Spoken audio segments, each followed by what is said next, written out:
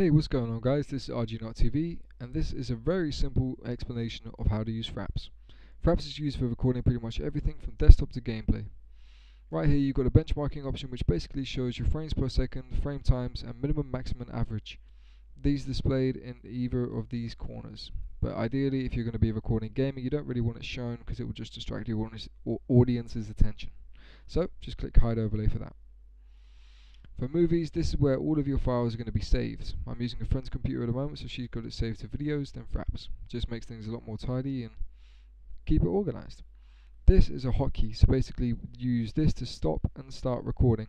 You can change this to pretty much anything you want to do, but I prefer just to keep it like that for now. I'm recording at 60 frames per second because I've got a decent computer, but depending on what you're using, what you're recording, you may need to bring it down to 50, maybe even 30 frames per second.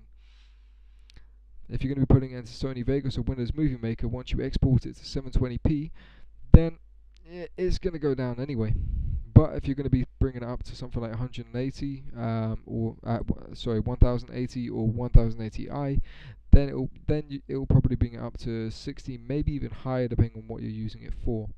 Recording Windows 7 sound is entirely down to you, but for me, I prefer to keep it off just so it doesn't distract the audience's attention if there's buttons and notifications coming up.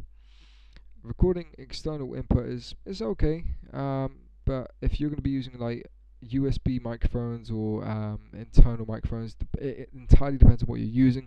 Make sure it says the correct thing, because the amount of times I've had to re-record footage because the microphone was wrong, or all these different problems. Just make sure it comes up with the name of the thing you want to be using. Again, these three options are entirely down to you, but I prefer just to get rid of a mouse cursor, because hey, who needs it?